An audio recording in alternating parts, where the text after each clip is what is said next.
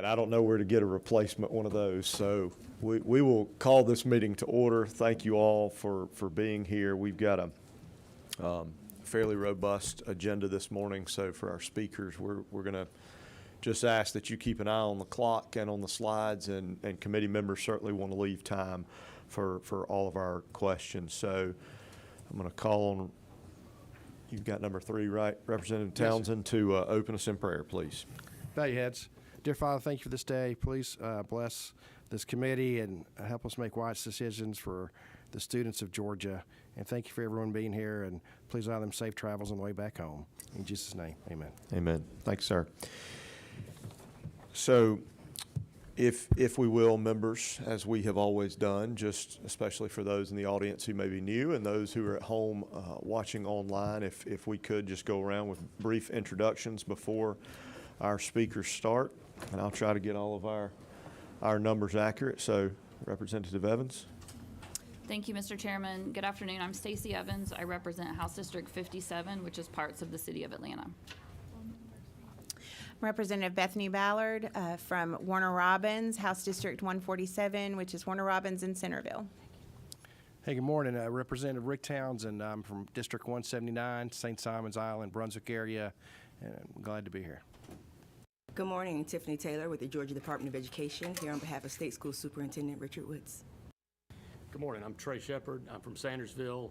I'm in the trucking business there, and I'm also the chairman of the Technical College System of Georgia State Board. Joshua Stevens, Georgia Department of Economic Development. Good morning, Derek DeBrowiak, Assistant Commissioner for Student Affairs and Secondary Initiatives at the Technical College System of Georgia, here on behalf of Commissioner Dozier. Good morning, Scott Steiner. I'm President and CEO of Phoebe Putney Health System in Southwest Georgia, appointed by the Lieutenant Governor's Office. Good morning, Art Recesso, Vice Chancellor for Academic Innovation at the University System of Georgia Board of Regents. Good morning, Jill Oldham. I'm citizen member appointed by the Governor's Office. Good morning, Lynn Riley, President of the Georgia Student Finance Commission. And I'm Matt Dubnik from Hall County, and I represent cities of Gainesville and Oakwood and chair the K-12 Appropriations Committee in the House. So we'll allow for some other introductions as our members come in, but thank you all for being here. We have, and I'm going to kind of leave it to our folks from DeKalb County to split up the time and the order, but we'll jump right into the program. And so we have 3 representatives from DeKalb County, from the school district as a whole, the Early College Academy, and the Career Tech and Ag Ed. So to Ms. Gunter, Mr. Connor, and Dr. Sauce, thank you for being here. Again, the microphone is now hot, and you are free to begin your presentation, and we'll dive in with questions upon completion. All right, thank you very much. All right, first of all, before we get to introductions, just a quick word of thanks to House members and senators, and there's a lot of other people that didn't introduce themselves. I'm sure they are doing fine work on behalf of K-12. My name is Edward Connor. I am the super proud principal for DeKalb Early College Academy. Good morning, everyone. My name is Dorian Gunter, and I am the Director of Career Technical and Agricultural Education for DeKalb County Schools. Good morning, everybody. My name is Norman Sauce. I serve the DeKalb County School System as Area Superintendent for High Schools. Thank you for having us here today. All right, as far as DeKalb Early College Academy, it opened in 2006, and I have been fortunate enough to be its principal since 2013. We are one of 7 early colleges in the state of Georgia. We are the second oldest. Carver and APS opened up in 2005. So as I like to say on Twitter, they are the oldest, but we are the better of the two. As you will see, we are far and away the most successful version by any qualitative or quantitative metrics, and that is a whole team effort, including ed policy all the way down to the classroom.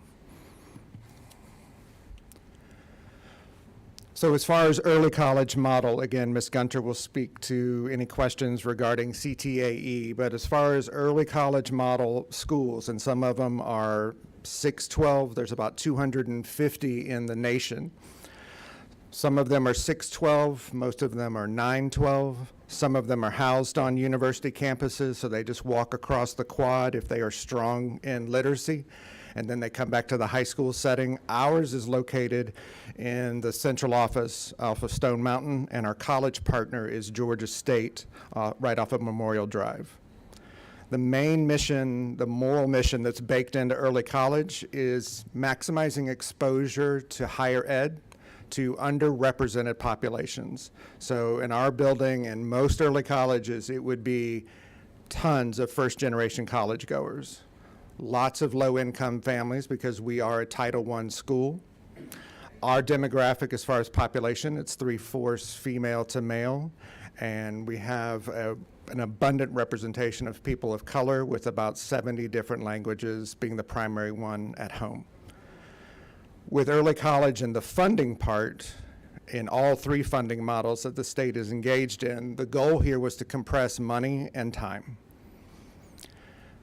They are getting dual credit, so when they're in college chemistry, they're earning that Carnegie unit to get a high school diploma.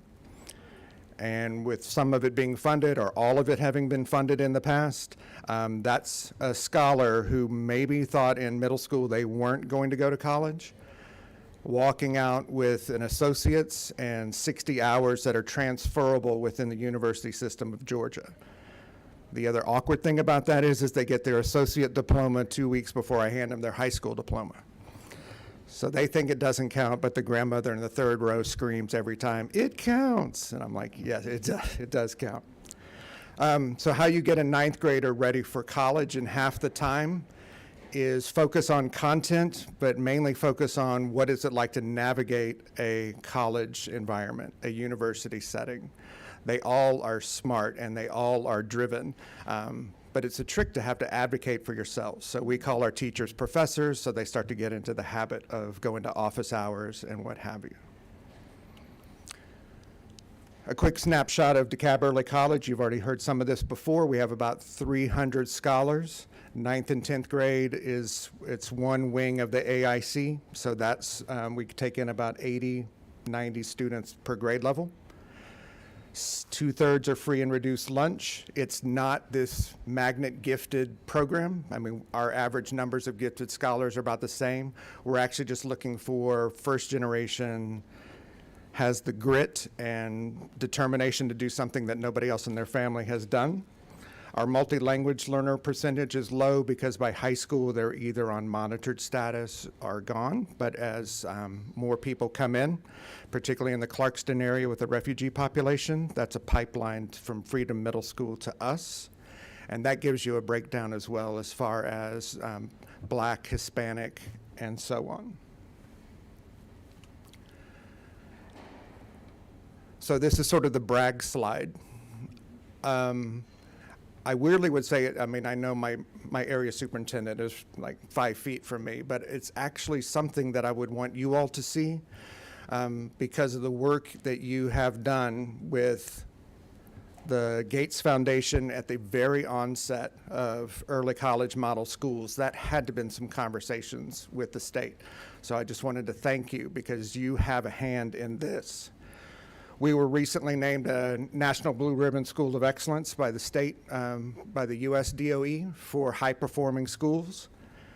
That's bookended at the bottom that we were a Georgia School of Excellence in 2012. And all the stuff in the middle is the stuff that parents like, but the kids, my scholars, would kind of glaze over. They like the real experience of. We have been a top 4 high school in this state since 2012. And obviously with CCRPI being on hold during the COVID years, I don't think that would have stopped, but obviously we're going to pick that back up again. As far as federal funding, we're a Title I distinguished school and have been since the early 2010, 2011. We are always recognized by U.S. News and World Report. My boss just whispered that we are in the top 2% of all high schools in the U.S., so I'll have to acknowledge that.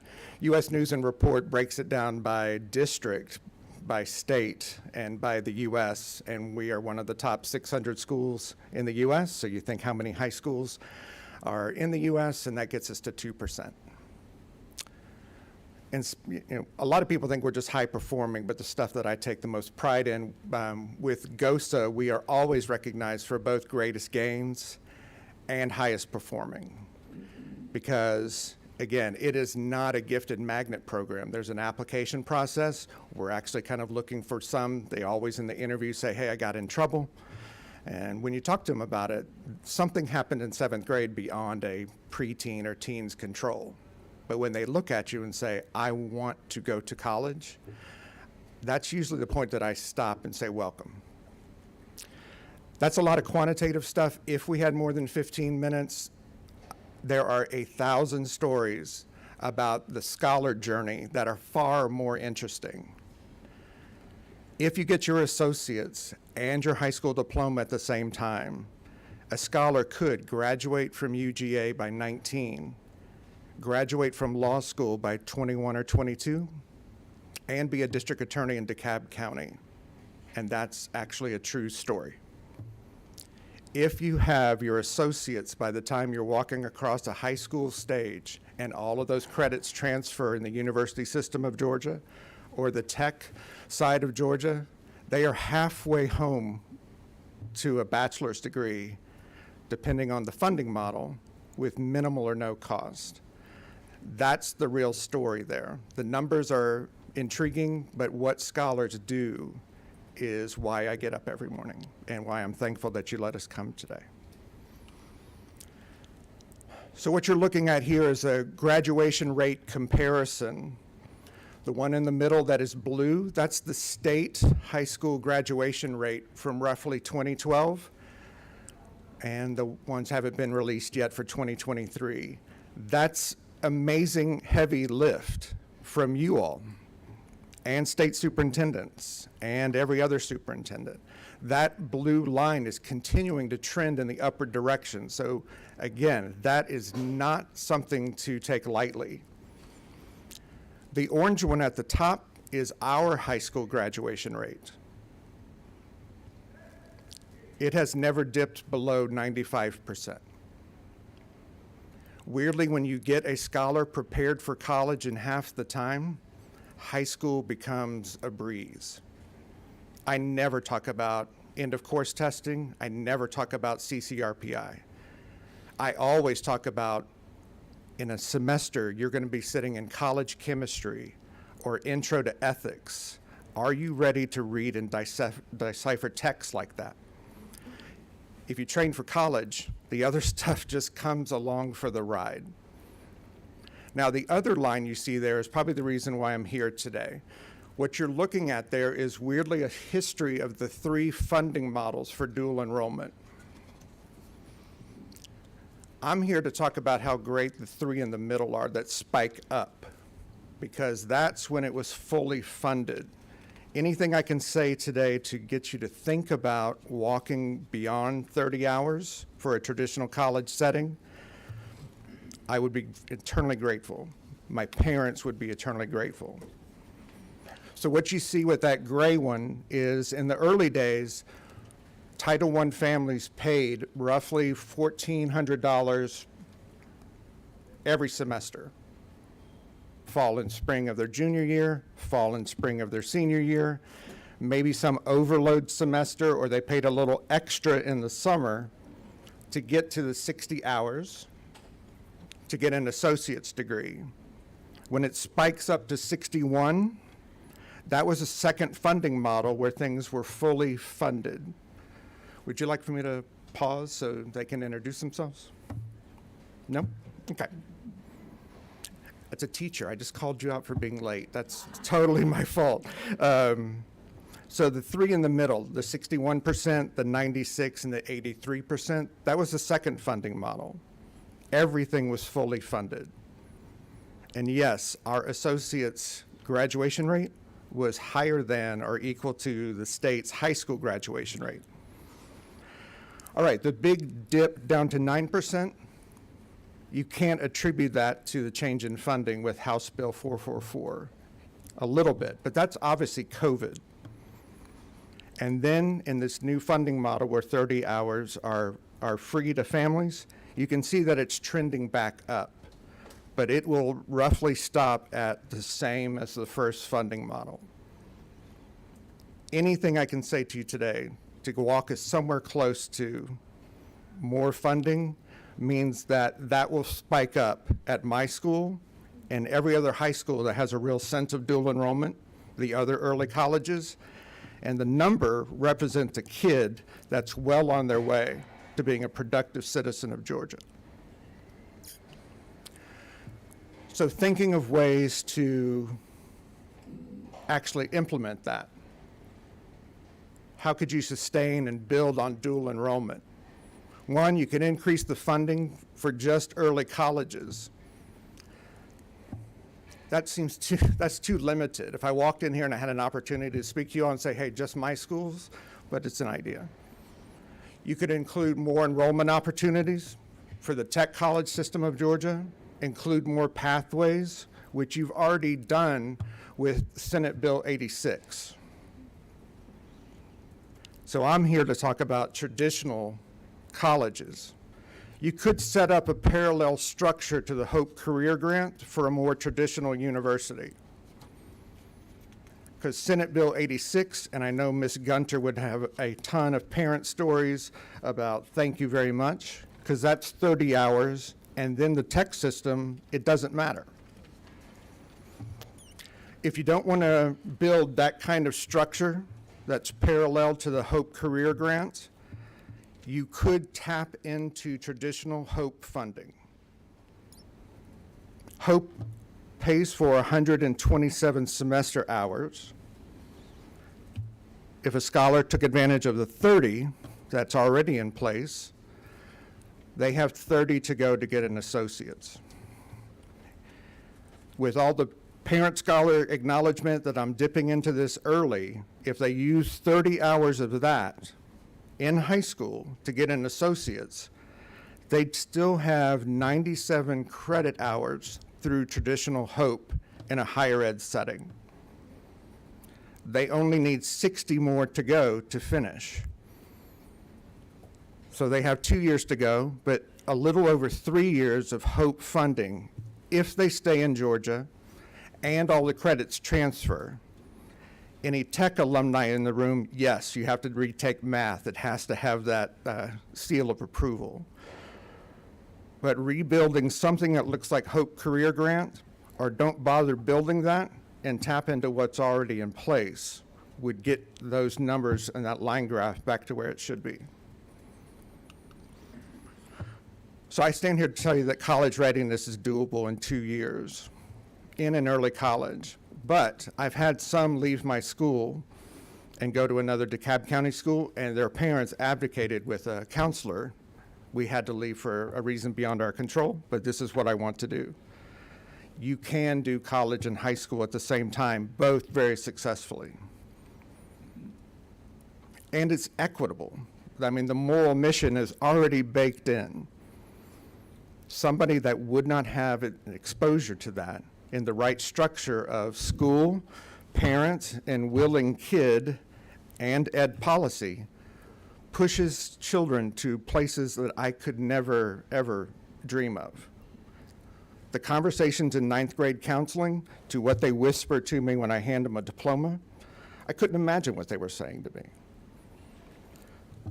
So again, I know you have a robust agenda and you might have some questions for us. I just want to again say thank you for giving us the opportunity. This is the pathway between CTAE and traditional dual enrollment. If you want a wave of smart, engaged voters, taxpayers, Georgia citizens, this is the leg up for that. Thank you. Do we have any questions from the committee? Representative Townsend. Hey, good morning. Thank you for the presentation. My wife actually taught an early College Academy, I guess, back in Brunswick before they closed. Right. What you guys are doing are a good job, and appreciate what you're doing, and please keep it up. Guess a couple questions first on the dual enrollment hours and suggestions. I think a lot of people in this room, what happened back in the day, too many school systems abused the dual enrollment hours, where they were taking every course they could think of, bringing the instructors into the schools, and really took courses they didn't need. And I think that's what hurt overall, hurt the budget. And we didn't want Hope to go away. It was before my time here in the House, but I was a practitioner, education myself. And so that's why the reasons for the change. One of those I think down the road, hopefully we can have a discussion with, would be something similar to what you said. I'm not sure if you go in that direction or not. But that first 30 hours we know doesn't count against their Hope credit when they get Hope Scholarship dual enrollment when they get to college. But is there a way to start that time clicking while they're still in high school, knowing they eat up the hours, but at least they're just doing it a little bit earlier than normal? I don't know if that's a discussion we can have down the road. So I kind of understand what you're saying. Second would be, if this is so successful, DeKalb's a huge system. I actually graduated from DeKalb myself. I went through Wadsworth Elementary and Lithonia High School. My question is, if this model is working for DeKalb County, you have to worry about your community. DeKalb's big enough to have a couple of these, if not 3 or 4, but at least 2. Have y'all thought about expanding? All right, as a humble principal, I will save the second question for somebody higher up the food chain. But as for your second idea, if it really is a matter of some of your constituents being worried about wasteful tax dollars, when you tap into Hope and you have to have parents sign that I'm already accessing something that's supposed to be post-secondary, you would make the catalog restrictive. Core content and world languages. If it's just that, they wouldn't be able to say you're taking a course that is irrelevant. Everything I just mentioned is going to fall into a program of study for some associate's degree. So when you work after the 30 and tapping into Hope, the language would just have to be clear. Only these courses, this part of the catalog is allowable. And then it would be up to us and high school counselors and our college liaisons to finish that to an associate's, not just taking random classes. As for the, why don't we have more of them? Good morning. I'll speak to not just the early college campuses that we have, but in DeKalb County, we do also have 2 technical high schools, if you will, that partner with Georgia Piedmont Technical College and other some online technical colleges as well. And those 2 campuses, we have several CTAE, or technical school pathways, that students are able to complete and leave with those industry credentials. They're able to push into the workforce, which is essentially what we want them all to be able to do, whether they're leaving early college or whether they're leaving one of our technical schools. We want them to push back into Georgia, particularly in our district, DeKalb, and provide good citizenship to the community, give back as good citizens as well. And so in addition to the early college campuses, we do have 2 technical high schools, and then a 3rd campus that is for students with disabilities as well. Any other questions from the committee? So just out of curiosity, if I could, you mentioned 299 scholars that are in attendance at your school now. How has the demand been through the last, let's just say the last couple of years, last 5-ish years? Has that number been about the same or up or down, or? Well, when you factor in that the district went full virtual for about a year and a half, that sort of the numbers post-COVID were families wanting to stay in the same feeder pattern for the most part. So it probably dipped to 270. But pre-COVID, with the trends you saw in the school before I got there, and I just picked up the baton and kept it going, it was getting larger and larger. At one point, we had 300 and 35 students. And that's a fire marshal capacity at that point in the 9th and 10th grade. It really is one hallway up in our central office, so I can't take more. That speaks to his other question about, do you have more of them, or do you have one that's just bigger? But again, I am not in charge of DeKalb purse strings. But the numbers have ticked up every year after COVID because we go out to schools and we promote even beyond just the school choice fairs that the district holds. Any other questions? All right. Thank you all very much. I appreciate you being here. Yeah, thank you again. Thank you. You want to take this? Sure. Okay, so for the rest of our agendas, we're going to be centered more around conversation amongst the committee, and took our Senator Parent's suggestions, as I value her opinion, and she is certainly willing to share it, and I love her for it. So, but it actually was a very good idea. We're gonna the rest of our agenda. We're gonna spend the next 30 minutes or so talking amongst the committee and discussing recommendations and ideas. And during that, I am going to have a panel that will be available for us as a resource to ask questions. That panel can also, if they have some suggestions, y'all are more than welcome to make those as you're recognized. And then we'll take a little pause in about 30 minutes or whenever the conversation ceases, and we'll allow the public to come forward and make some recommendations, as we just had from our DeKalb County there and the Early College Academy. They made some suggestions. So if there's anybody else in the public that's present today that would like to make some suggestions, recommendations, that will be the appropriate time to do that.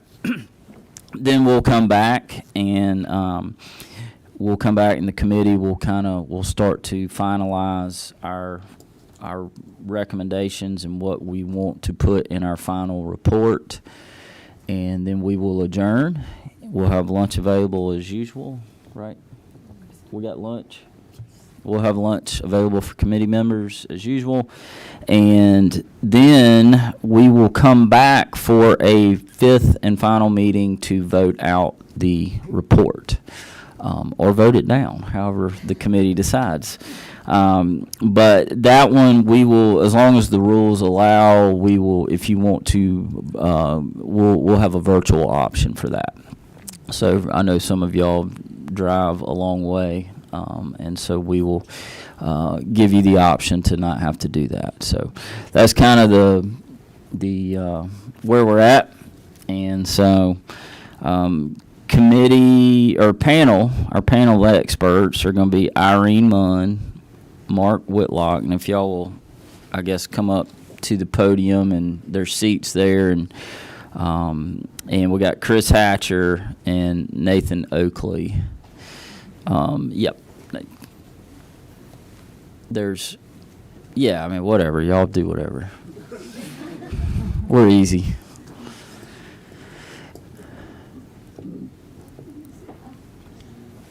Does everybody have these?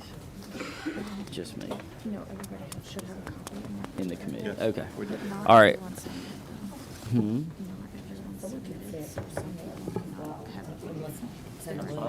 Okay, and just for committee members,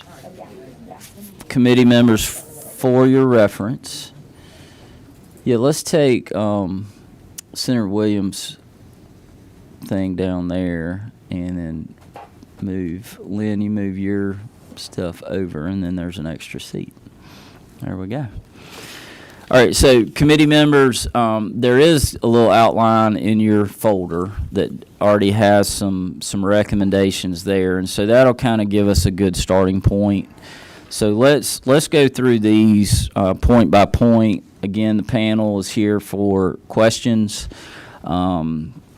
So starting with number one, if that's remove the sunset on the current law being Senate Bill 86, we put a 3-year sunset in that law. And so You know, the idea is if this program is going to work, if we can tighten up, you know, these lists, potentially get it down to one list instead of multiple lists, and that's also on here as well. We can discuss that later, but you know, if we have a sustainable program, you know, the first idea would be to remove that sunset. So does anybody have any thoughts on that? Yays, nays, pluses, minuses? Representative Townsend? Yes, sir, Mr. Chairman. What number are you? 3. Okay, got it. Go ahead. I do totally support that. I know in the first year it may be hard, but if we do, minimally, that would be the goal, I think, to remove the sunset. I think we've heard enough evidence to see this would be a successful program. We want to make sure we're getting the right return on investment for it, of course. If that's not possible the first year to make where everybody's comfortable with it, then I would recommend that at least we extend it a year to make it a rollover, at least one more year, to make it another 3 years, based on high school counselors. They start advising kids, and they're great. We have some really good counselors in the state. They're going to be a little conservative on their advisement. Right. And probably need to let Jill speak on this, Ms. Oldham, with her background. But they're going to be a little conservative, and they can see all of a sudden this program going from 3 years to 2 years to 1 year. They're not going to advise any student to take advantage of this, afraid it's going to go away. So we'll have to either grandfather people in once they start it as a sophomore, or make sure we roll it over if we don't approve this, if we don't approve to do away with the sunset. So I do want to make sure we add those caveats in there as we start talking about it. If we don't do away with the sunset in general, then let's put some things in place to protect those students in there and make sure the counselors have the confidence to advise those kids this would be a viable program for them to finish high school with. No, it's a great point. I think it would be hard to advise a child to go down this path if it's going to end in 3 years. So, Jill, would you comment on that? You're certainly more than qualified. Thanks, Rick, because that is my background, and that's what I've done forever, I think. If you cannot remove the sunset, then at least look at extending it 3 more years. Because during that time, my bet is that there's going to be a lot of conversation about restructure and reorganization of how we utilize the gifts that we've been given from dual enrollment, and perhaps we would have time at that point to clean up and make it a little more fluid. But you're right about the advisement piece, because you do get a little antsy when you're not sure if you're going to take a student part way and then the rules of the game will change, or the whole game will change. Right. So consider that. Okay. So I think when talking about a sunset, anytime we talk about a sunset, we need to, sustainability is the key component. Scott and Mark, we visited, you know, y'all's programs. We visited the nursing program, and Chris down in Albany, and then we visited the manufacturing program at the College and Career Academy in Noonan. Can y'all kind of talk to the sustainability? What are you seeing in your programs? I mean, is it paying for itself? Is it a good investment? We all know it's a good investment, but can you kind of maybe help us understand why it's a good investment? You know, I'm not sure our microphones are working, so just speak loud. Yep. And Mark, if you want to come up to the... So I think from the standpoint in Albany and healthcare, and Chris can certainly speak to, with the gear funding, that's really allowed us to jumpstart the program, and there's been a tremendous amount of growth and excitement amongst the high school students. We've got 17 seniors in the program, 36 sophomores, and more than 70 36 juniors and more than 70 sophomores. And so there's a whole bunch of interest in the program, the flexibility that it provides, and this will provide, and there's more behind that coming. So there's a lot of enthusiasm, a lot of momentum, and I think for our health system, we've got 250 nursing openings today, right? And we'll new nurse coming out, and these students can get their CNA by the time they're finished up with their junior year. We can employ them as 17-year-olds if that's something that they want. They'll be halfway to their RN degree by the time they graduate high school and need one more year. They'll be 19 years old coming out. That's a bit frightening anyway, having a 19-year-old, but they'll be ready for a job paying them $65,000 when the average income, per capita income in Southwest Georgia is less than 25. And so this acceleration, hopefully it's a responsible acceleration of the programming, is going to allow us to invest different dollars, our system to invest those dollars that today we're spending on contract labor for people that live, quite frankly, live in other states. They're taking that income back that we pay them close to $100 an hour to take that somewhere else, and we're going to impact lives of people that live in Southwest Georgia, change it for their families in big ways. You can imagine coming out with full benefits and $65,000. That is going to do remarkable things for their families. So I think we've already seen some early returns of it, and keeping that momentum, which I think, number one, eliminating that sunset would allow us to do that. So of those, and Chris, you can speak to this too, of those 17 that are in the program now, I mean, do you anticipate all of them either walking into a job or going to further their education? I mean, we probably talking about 100% there. Yeah, if they have the desire to stay there, which again they live there, so we're competitive, and if they can pass their NCLEX, they're going to have an offer. We've basically told them that if you get through the program and you pass your NCLEX, Phoebe Butney will have an offer for you. We'll take every single one of you, and it's Chris, you want to talk to your seniors? Yes, absolutely, and there is a lot of enthusiasm from this group. And just to clarify what's eliminating these barriers, the GEAR funds did it, precursor to SB 86. That was the governor's funds that just said, hey, let's put some money there in a pilot program to see if this can have impact. And then we moved to Senate Bill 86, and those two things are what caused this trajectory, just removing that barrier, removing student confusion, to go from 17 to 36 and now to 71. Lots of enthusiasm. 100% of those kids the 17 are working right now. They have their CNAs as seniors.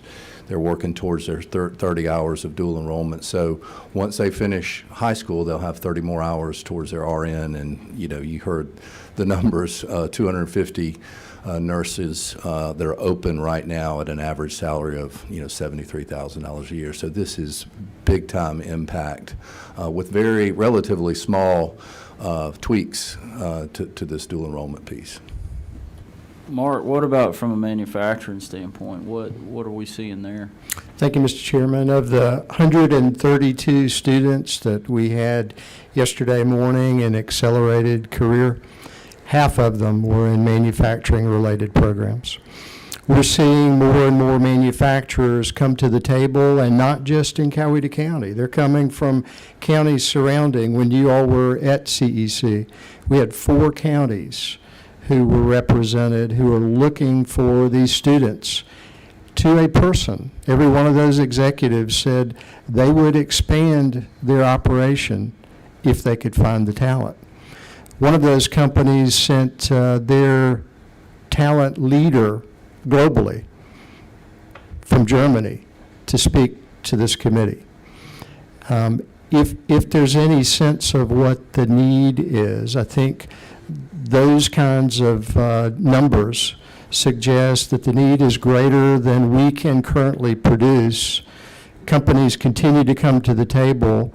We work very closely with Georgia Tech and their manufacturing extension partnership, and Georgia Tech tells us there's even more ready to come. We know for a fact that, for example, Freyr, $2.57 billion to be invested in Coweta County. A part of the presentation to them was this manufacturing program. Any members, do y'all have any questions for any of them? Okay. All right. Well, let's go down to the next point. So the next point is increase ability to gather data on high-demand careers and determine a more efficient way to keep with the times. Irene, you want to kind of tackle this one for us? Thanks. I love that question. Super quick history lesson around the idea of what y'all hear about the High Demand Career Initiative started with Governor Deal. And the outcome of the High Demand Career Initiative, and this is the best of my knowledge, I'm going to defer if I say something inappropriate to Technical College and Georgia Student Finance, but Governor Deal properly thought about how do we attract people into these critical workforce needs. I'm going to use CDL as the great example. So let's give them HOPE Grant dollars, and let's put a kicker on top called HOPE Career Grant.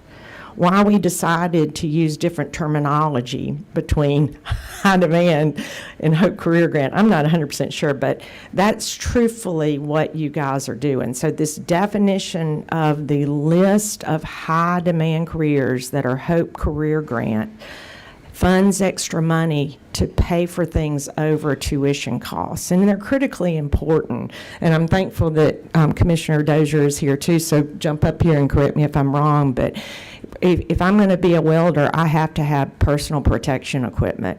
That costs me about $150 to buy boots and the shield and the gloves and all those things. Those are not covered by tuition costs. So there are extra expenses, and the idea of bringing in additional funds for those individuals is just critical. But with the policy decision around what is, and Nathan and his Excel and Ed folks call it high wage, high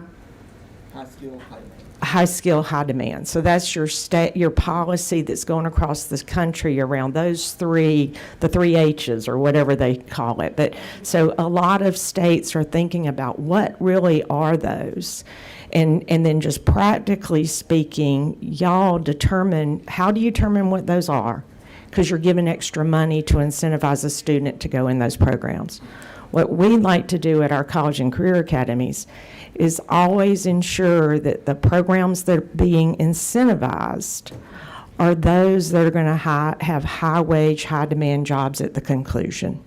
Because our goal is to not let people we want people to have jobs that are in the region's workforce and the very structured program that puts them into that. So there is no doubt we just need to think about these strong policy conversations from the past and then bring them up to today's world and today's workforce need. And there's a huge, and I think our friends from Metro Atlanta Chamber did a great job of giving you the data around where are those huge job openings. And if the truth of the matter is we probably got well over 400,000 current job openings today that require 2 years or less, that are high skilled, high demand, high wage. Then you've got plenty of job openings that require a 4-year degree, but I'd suggest most of those are in the healthcare space.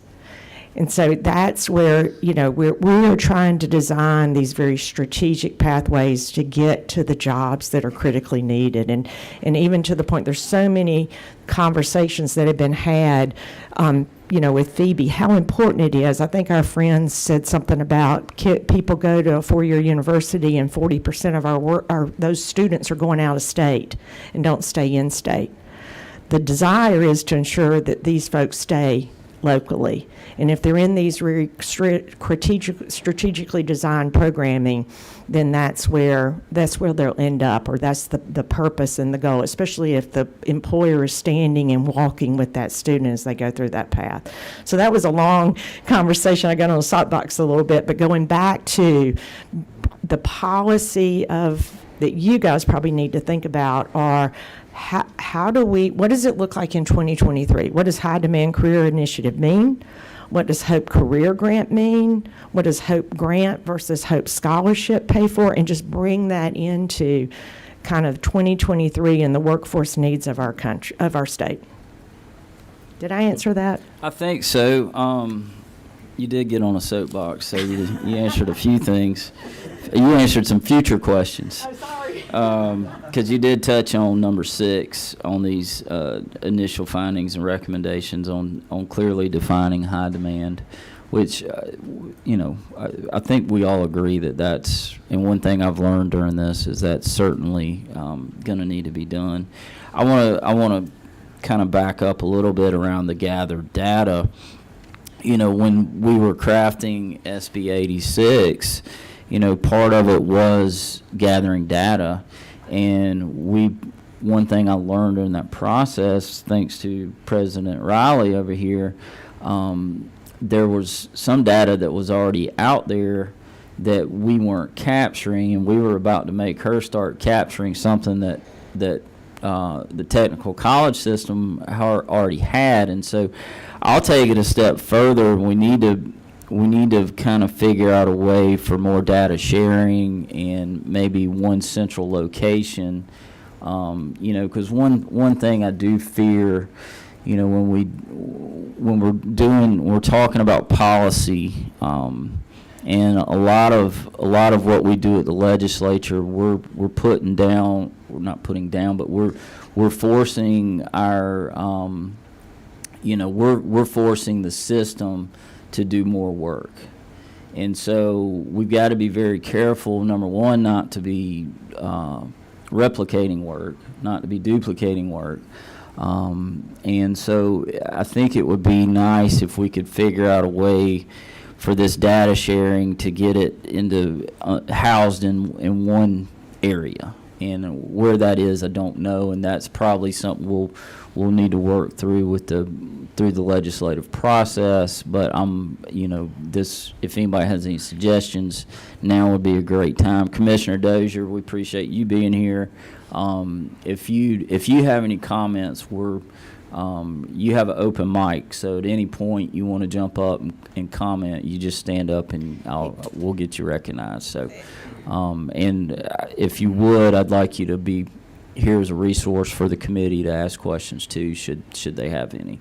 So, one thing Irene, to go add, ahead. one thing to add to that, and then I'm going to for sure defer to the state agency heads that are sitting here. But who's not here is the Governor's Office of Student Achievement. They do have the longitudinal data system, and the data there. And again, I'm looking at Lynn here. That y'all probably know better. There's some real good data in the longitudinal data system, and so that there is a resource. So as you're thinking about it, that does exist. Well, and that's good to know. I mean, I guess the other part of data is educational piece for us as policymakers, because I've never even heard of that. So, so that's good to know. Scott. Chairman Brass, I was reading recently this, the Georgia Chamber's the new Georgia economy. I don't know if you've seen that, but would it be okay if I handed out one page from that? Absolutely. To the committee. In this one pager, just sort of speaks to it. And granted, data, right, depending on where it comes from, it can be changed or manipulated, but I'd like to think the Georgia Chamber is just putting it out there. This speaks to some of the high demand, and a bit self-serving. Healthcare is number one, but what it shows is what we've heard, right? Healthcare, manufacturing. It talks about what 2023, 2028, and then 2030, making some sort of projections and current openings across the state. And anyway, I thought that those two slides, and it showed sort of the ROI, what degrees are providing ROIs today. I was a bit shocked that 37% don't have an ROI. The definition of what ROI isn't on here, and I'm trying to work with the chamber to better understand what that means. Is that in 2 years, 5 years, 20 years? But it's a good report, and as we talk about demand and high demand, it could be just another indicator or an arrow of where we're headed with it. Well, and I think to your point of understanding where do these lists come from. That's right. I think that's kind of what we're trying to get to is clearly defining it and then putting some metrics around it to define it. Because, look, Georgia Chamber is very reputable and does great work, but they may have had their 5 top engineering members come to them and say, hey, put us on the list. And I'm not saying that's what happened, but I'm saying that potential is always there. And so, we as a committee, and then eventually we as a legislature and policymakers, we're going to have to, let's clearly, if we truly believe in this program, and we've got to make sure that it is sustainable. And the first thing that can happen for something to become sustainable, is for it to expand without reason, without true data backing up why there's an expansion. Or, it may just be somebody in the office might have a buddy somewhere that says, hey, throw me on the list. Okay. Those are the things we've got to figure out a way to prevent. And that's kind of what I'm charging all of us with is today, and through the course of this process, I would like to issue a report that makes suggestions to make sure that we get a grip on this program to make sure that it lasts for eternity. Representative Evans. Thank you, Mr. Chairman. I got you. One thought that immediately came to my mind, and stepping back and saying whatever's in the governor's office of student achievement, that's great. I didn't know about that either. But my thought immediately goes to what TCSG, I understand, already does, which is every degree program they have has an industry advisory board. And that industry advisory board reports and says, we need more, hey, slow up, we need less. So that way, that's why they have such a great graduation to job pipeline, because they don't graduate people that are not in demand. And that, to get up on my soapbox for 2 seconds, I think everything TCSG does is high demand, and so I don't even know why we do this. But if we're going to have a high demand list, I think TCSG board should be in charge of that personally. And I think that we could codify that and have them do a report every year, every 2 years. And I think they could also give us, why are we taking this off? Why are we putting this on? How many people have utilized this? I think they could certainly, not to throw work on them, but I think they sort of already do a lot of this, and so we might as well take advantage of it. Okay, noted. That's an idea. Commissioner, you want to comment on that? Sure. You want to come? Anytime. And that's the comment. Obviously, as we navigate how we do handle what is high demand and not, it is, I think everybody's kind of said it, there's so much that is high demand.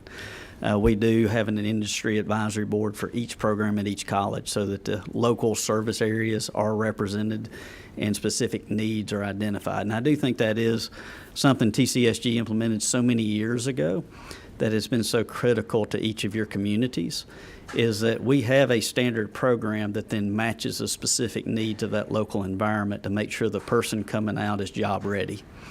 So as we go forward, just a reminder, I don't have an answer for how you want to set up who identifies what a high demand job is. Obviously, we do work with everybody and we have a good feel for that, but also it is very difficult because right now with the low employment and the great job opportunities in this state, it seems like everything we train on is high demand in TCSG. And so very, very difficult, but I am very proud that this body, along with the governor, you are right, Irene, Governor Deal set up the 17 areas that we had been focused on for so many years, but this body and the governor expanded that to 18 just a couple of sessions ago, which included criminal justice and law enforcement academies. And so I believe as we continue to look at this, that is something that as we identify how to identify what's in high demand, it's going to be hard to shrink it versus grow it. It's just something that we would love to be part of. We would like to sit at the table, whether we're the lead or whether we're part of it. We do think we have some expertise in that area. Thank you. Thank you, Commissioner. And I do think, I agree with you. It is going to be harder to shrink it, which is actually why I think it's important that we come up with a way to truly measure, these high demands, because if we add something every time, the political wind shift or the AJC's running something in the paper, and all of a sudden we want to add something. Well, at some point, Yes, sir. it's not gonna be sustainable anymore. And things do shift as you're Right. looking, as we have different types of industries coming in, things shift. So I think Right. it's very valid to have some group that's looking at that. Absolutely. Thank you. Yes, sir. Yeah, sure, Chairman. And I would agree with you both, and I think one of the challenges is, for those of you who know me, everything in my life I want to be in a spreadsheet based on a formula, right? You put good data in, you make good decisions based on good data. And I would love to sit here and be able to say, let's define it, from a formula standpoint, but I also think that then can create a buzzsaw. Right. Right? And that could create whiplash effect. And I agree with Representative Evans completely in what she said.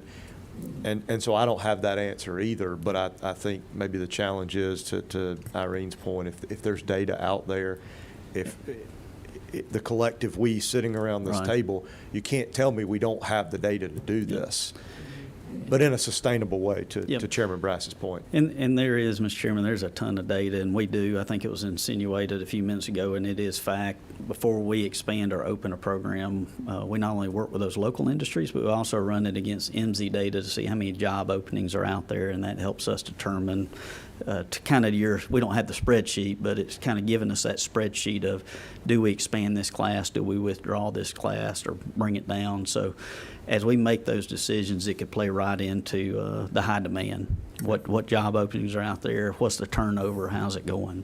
And I'll just end with this, Mr. Chairman, and I'm sharing this story with a couple of folks earlier. My predecessor, who sat in my seat for 22 years, went to work for Lanier Tech in my district, and he completely and utterly opened my eyes with 1 2-hour visit where my dad was with me as well. And the simple statement was, there's not and I think that's to Scott's point here, there's not a singular career or career pathway for everyone. But if we just use that statement and tell them jump in the water, Yeah. it doesn't do good whether you need RNs That's or right. so the more clearly defined we can make things, the more guardrails we can put there, the opportunities that we clearly define, not just this, not just high Right. demand, but we make these pathways easier. I've referenced it before. We went to Noonan. You put the slide up there of how to navigate some of these programs we're discussing. I could not walk my own child through it. Right. Let alone a constituent who were to call and say, what the heck did y'all do? So I think there's a better way to. Mr. Chairman, when you're saying that, and it plays a little bit into it, but it may be a little bit of rabbit, I'll be quick. We don't want to have a lost decade on anybody. And that's kind of what we say is there's two things. We want to be a first choice like any of the institutions in here. We want to be a first choice, but we also don't want a lost decade. If somebody's pathway matches to the job skills we train on, we want to find them early in the process, get them plugged in so that folks like Scott and others have that workforce at an early stage versus a 10-year loss where somebody then finds their way back to Scott. That'd be perfect. Thank you. Thank you. Thank you, Commissioner. I want to reiterate to the committee here, we as a committee and for our report, we don't necessarily need to get into the weeds on what is the definition of high demand. We don't, because the truth is we're going to issue this report and then you're going to have 236 very opinionated people decide what kind of policy is going to move forward, and then one other very opinionated person is going to ultimately sign off on it or not sign off on it. So, so for sake of time and for sake of sanity, we're going to make very high level recommendations. What we think should take place. We just don't necessarily need to get into how we think it needs to take place. You know, do we think data should be collected on high demand and that go into helping define it? That could be a recommendation, but we don't necessarily need to jump into exactly what data. Unless you, I mean, if you've got some thoughts on that, certainly share it, and, you know, we can make that part of it. But just for sake of, you know, we're not sitting here racking our brains, you know, because we could work on this for the next 24 hours for the next 3 years and not figure it out. So just wanted to throw that out there. All right. So I think we've talked about data. We've talked about defining it. If no one has any other stuff, the third comment here, third recommendation, it says kids are reporting that it's difficult for them to get work because companies are hesitant to employ minors. This is most likely because of the scheduling challenges, and y'all can read the rest of that. So I certainly think that is, you know, worth discussion. You know, I don't know. I guess the ultimate discussion there is what role does government have in that, in marketing that. You know, if we, in my mind, if we have, you market the program, and, you know, not necessarily, and then it would really kind of be up to our local partners to get out in their communities, which I think we pretty much do a pretty good job of that. Can we do better? Absolutely. I think part of that education is educating our local counselors at our high schools and middle schools, and we can certainly do better at that, at educating them, and that is the role of government. And so, you know, and I don't want to get in a philosophical debate over the role of government, but certainly feel like this deserves discussion and would love feedback from the committee. So, yes, Representative Ballard, what are you for? Because I talked to some kids, and, you know, if you're on the tech side of dual enrollment and you're, you know, getting a training for a trade, you've got your internships, you've got all this. But if you're, you know, using your dual enrollment is to get ahead in college, you're not necessarily getting those internship offers. And I just thought it was worth talking to the kids who are out there that are kind of dealing with this. And that's just what they have reported, and I don't have an answer to that, but I thought they deserve a voice. Right. In this. And also the next one is mine as well, from what I heard from the kids. They would like to be exposed to some of these career fields and career pathways, even in middle school, like having more interaction in middle school so that they feel like they can make more informed decisions when they get to 9th grade. I mean, when I was in middle school, I don't know about y'all, I wasn't thinking about a job or a career pathway necessarily, but these kids are, and they really do want to make some be able to make informed decisions. And as we've talked about, it's a little complicated. And so I think that's really important. And I just wanted to report what my kids in the district were telling me. Okay. Are there do we know of any policy hurdles for exposing some of these middle school kids to, you know, to say a manufacturing plant on a field trip? Or I know there's probably going to be some issues with, you know, them getting in specific parts of the manufacturing floor, but are there any other? I wouldn't say hurdles, no. I think we've been doing a lot of work that we also encourage the committee to consider around exposing students to career fields earlier on. We've started with, as we mentioned at the last session, thinking about things like construction courses and career courses in the elementary grades, just exposing them to what those options look like so that then they can start looking at courses and options for pathways even in middle school as they're thinking about their high school trajectory. I think another thing that you can consider as you're thinking about sort of this space and option for how do we expose students to careers and give them options, maybe thinking about something like a summer work-based learning incentive or component for students, or work-based learning incentive or component whereby students are either getting credit or there's some sort of grant or funding to incentivize the students and the companies for those work-based learning considerations and options that then become a part of their experience while they're in school. I love that idea, summer work-based internship, things along those lines. That's a great idea. Is there any, panel, do y'all know, are we doing that anywhere? Is anyone doing that? Chris? Well, just a couple of things. First of all, on the age, the 17-year-old, their employers at the local level can make a lot of accommodation for that. We've got students in the manufacturing industry that are working at 17. Certainly at Phoebe, they've changed their rules to allow for certified students at the age of 17 to work on the floor. So there is I would encourage your students to talk to the folks in the school system, to talk to their local industry. There are some accommodations. I know there's a fair amount going on. I'll let Mark speak to that in Noonan.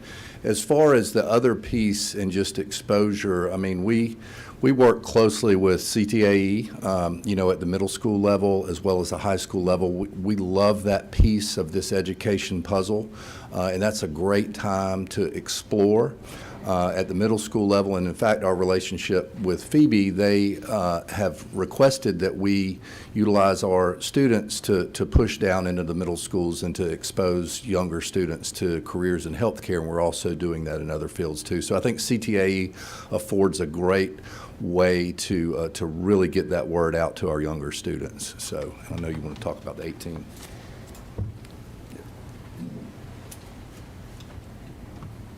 Yeah, Mr. Chairman, in the manufacturing sector, again, working with Georgia Tech, which has an OSHA liaison, we were able to provide support to our local manufacturers to show what students can do, what they can't do.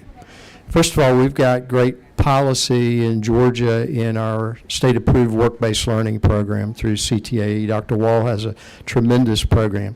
We've got a tremendous registered apprenticeship program through our technical college system. We've got those structures in place. Now with that expertise from people like Georgia Tech, our employers have learned that students really as young as age 15, if we get the proper support from the U.S. Department of Labor, can be in the manufacturing setting and have been.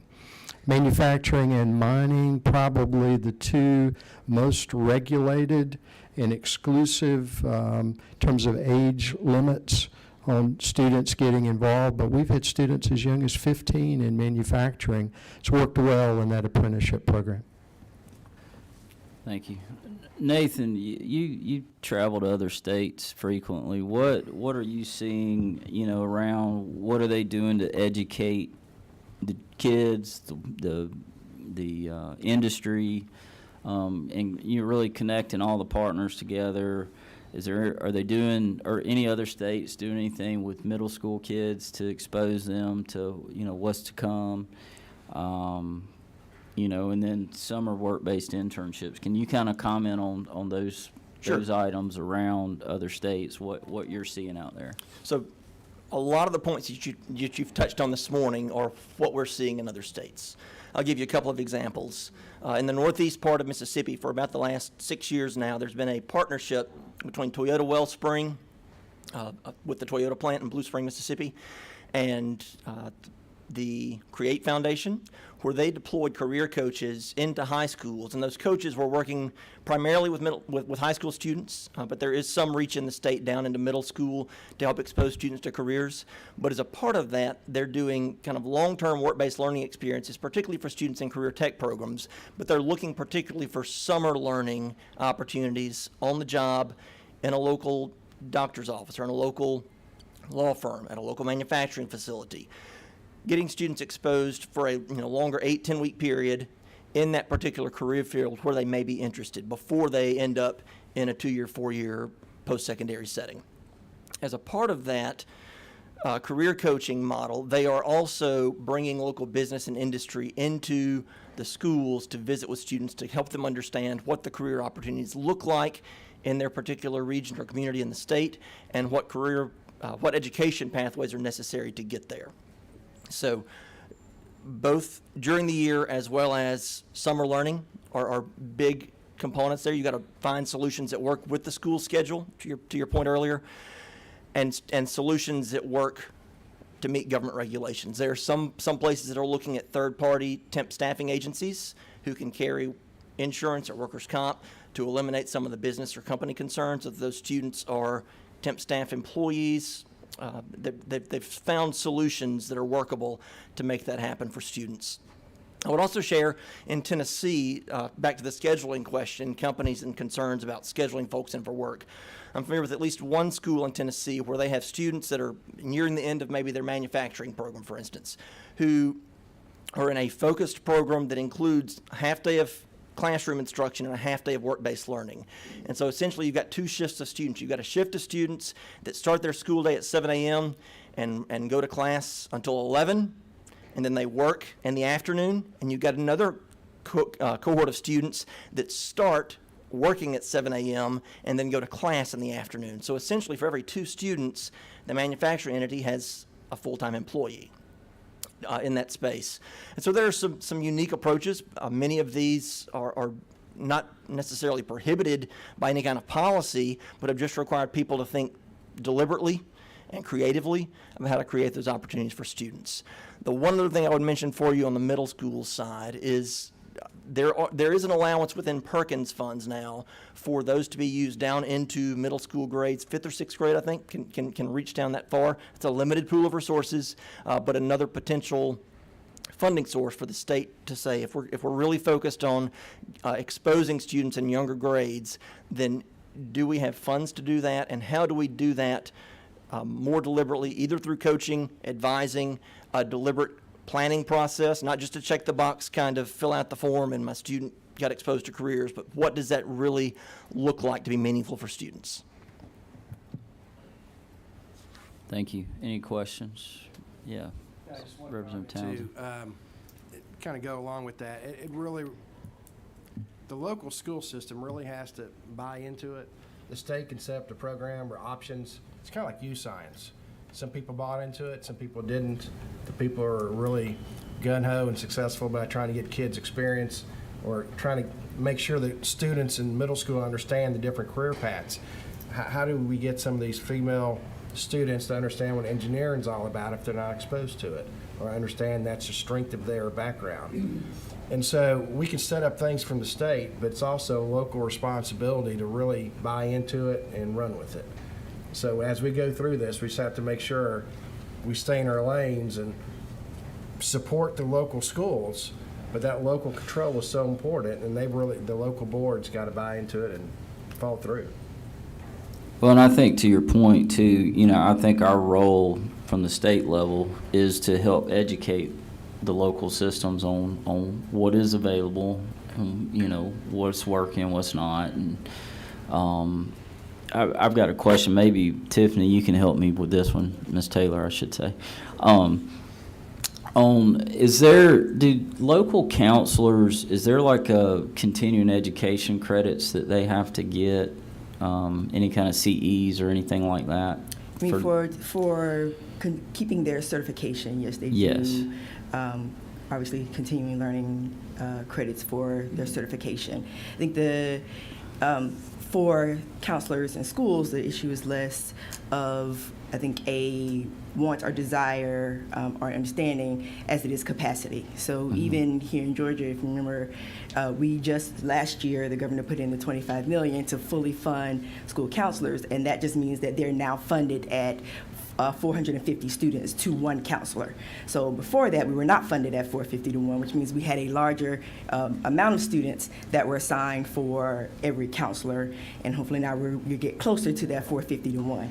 450 students to one counselor is still a lot when you're talking about navigating both their K-12 experience, their social needs, their behavioral aspects, their scheduling, and now you're talking about the career career aspect of it as well. So when we're talking about the career coach option and maybe bringing in career coaches that focus just on that career aspect, to then that also frees up those school counselors to focus on those school counseling needs, and those career coaches to focus on those career aspects that are so necessary for the conversations we're having right now. So, going back to those continuing education credits that they've got to get for their certification, or does the Department of Ed, do y'all set that? That's the Professional Standards Commission. Professional Standards Commission. Because I wonder, I'm just kind of thinking out loud here, since this is the proper time to do that, is, what if there was a continuing education credit they could get to where we had a representative from TCSG come in, and I guess in higher ed and really all the players around dual enrollment, and kind of discuss these types of opportunities. I mean, do you think? Well, I mean, I think, it could certainly be something that you consider. I think that our counselors also, they do professional learning around dual enrollment regularly throughout the year. They participate in professional learning both with, we have a dual enrollment specialist at the department that works with them, but also with our partners who are with us today that meet with them regularly as well. So again, I don't think it's that their exposure to the information. I think it's more about their capacity to it. But again, increased exposure does not hurt. Okay. Are the middle school counselors, are they being exposed to this just like the high school counselors? They are being exposed to it, not to the extent as the high school counselors, but they are. Okay, fair enough. Hey, Chairman? Sure. If I can add to that, you were talking about the PC earlier, and I may defer to Jill, but from what I remember, when I had counselors, I was a principal and CEO back in the day, they didn't have specific things like you're talking about for the career and tech field.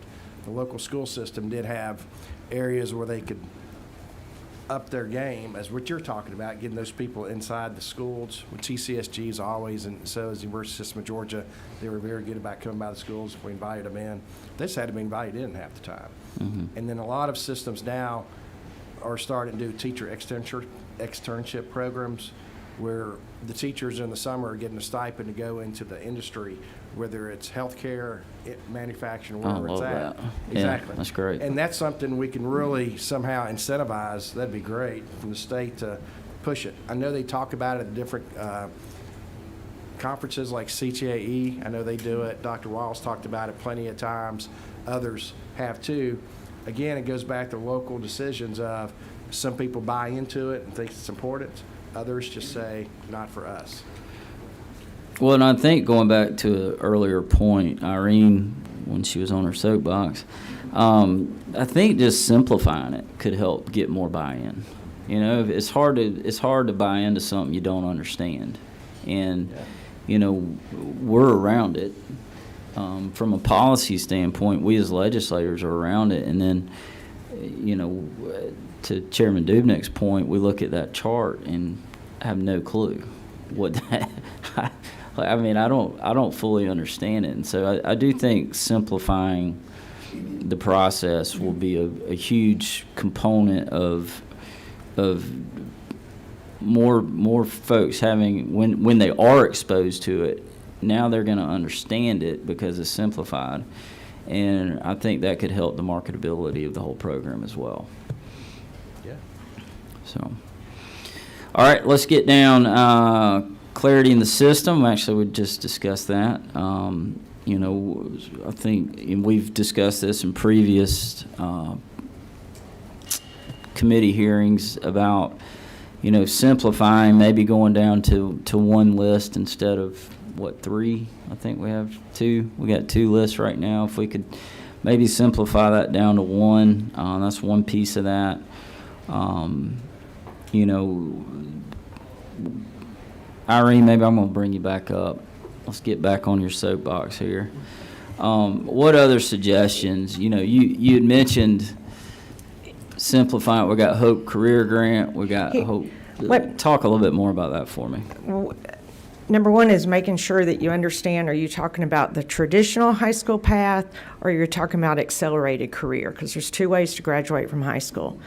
And now there are 3 different funding sources to pay for dual enrollment. You have dual enrollment funds, which is cash. That's wonderful because it's cash that y'all are sending down. Then you have Hope Grant, and Hope Career Grant. So that's what kind of makes it confusing, and the idea, the policy conversation around what y'all did do with dual enrollment was wide open. Anybody could take whatever class, and we had random acts of dual enrollment. What our college and career academies would like for you to do is have very strategic, workforce-driven, high-demand, high-wage, high-skilled acts of dual enrollment that lead to the jobs. And so if you were able to fund those very streamlined, clear paths that are funded by dual enrollment or Hope Grant dollars from the state level, so a 9th grader who knows they're going to step into the Phoebe healthcare path, there's never going to be any issues about funding that comes down. I have a clear path into an RN job at the age of 19 at Phoebe Putney Hospital. That's easy. It's just easy. This is a program that we have at 4C Academy. It's easy. And that's where we would love for y'all to drive to, these very clear, high-demand paths. And this is our recommendation around where CTAE is the foundation of exploration that leads to a 2-year associate degree, and that every parent and 9th grade student knows that if they do want a college path, a 4-year degree, that's available to them. And they are the ones that decide to get off into a well-paying job, not somebody making that decision for them. And again, when you're counseled at the high school level, you very much only see short-term gains. You only see high school diploma and don't know what's next. Or you see a strategic technical college path and not really sure what's next. You really don't see that I can go all the way to a 4-year degree if we choose, because we have silos. And again, we have random acts of great partnerships. They're fabulous. Would it help, and would it even be possible if we simplified the funding? I mean, it seems like that could be causing issues if... In a way, but that's a big lift for y'all to do. And well, that don't scare me. Okay. Well, and our ask and our recommendations are based upon working with what we have. Right. And what we have is a very smart dual enrollment scheme in House Bill 444. That was the smart thing y'all could have done. 11th and 12th grade very focused on core academics, and then access to technical path. Senate Bill 86, working with what we have, is the last frontier on using what we have to fix what we would love to see as it relates to a traditional high school path and an accelerated career path. But in the big, huge scheme of things, very strategic, and it's almost like, is the chicken or the egg? How do you incentivize, and this is one of our recommendations, strong CTAE leading to 2+2 arrangements. And right now we have pockets of that when it's locally driven decision making, but there's no real overarching guide. And if I got friends here, if y'all don't like what I'm saying, jump up. But there is, they're pockets, and it depends on where you are and who your counselor is and what program it was, or how active. Do you have a strong, who's your strong post-secondary partner? There's 3 legs of every stool in the decision making. Strong high school CTAE secondary, strong post-secondary, and even stronger business community sitting there designing that program. That's what a college and career academy does for you at the regional, local level. And all of those best practices, the CTAE has regional advisory boards, local advisory boards, technical college has advisory boards, locals have these advisory boards, and everybody's working with different tools. So you're telling me we don't need to recommend another advisory board? No. Yeah, okay. All right, well, anybody have any questions, comments? Yes. Sure. I mean, it seems kind of like if we were really going to take a look at it, and I love you throwing out big ideas like, all right, let's, the system grew up in like fits and starts and pieces added over time. I mean, it kind of seems like certain things are within our committee's ability right now, and certain things that may be very worthwhile may require a study committee number 2, right? To just sort of let's talk about this piece of it. We've got, as I said, all these things that kind of got layered on top of each other, and they work very well in some areas, but they're not accessible in other areas, and they're very confusing on top of all of it. And I'd love to see us try to take some steps to at least have the, on number 5, I like how it says, at least make it as user-friendly as humanly possible with what we have right now, and maybe do talk about, are there ways that we could, especially if we get some of this ROI data, then that could be a catalyst to look at improving the system and the funding streams and the accessibility more broadly. Okay, and you've kind of given me another thought is, through time, with any program or anything that we do around here, it develops and I'm speaking specifically from a policy standpoint, might start in one code section, and then through the years, you've got different laws throughout all different code sections. And so from a fundamental standpoint, maybe it would help simplify things if we start to unpeel that and then house it in one code section. Maybe that's something, from a policy standpoint, that's something we could do. You get it under one code section, and then at least you know what you're looking at. And then you can start to simplify from there. So that's just a thought. But I know we've run into issues with other programs and other laws that it's all over the code book, and it's so hard to really dig in and figure out the problems when just within the law they're all over literally all over the book. So just a thought. All right, so I think we've covered that. Number 6, define high demand. I think we've covered that. Number 7, safeguard, ensure that if students can use dual enrollment K through $12, they do before using any Hope Grant dollars. I'm going to say that again. Safeguard to ensure that if students can use dual enrollment K through $12, they do before using any Hope Grant dollars. Who made that recommendation?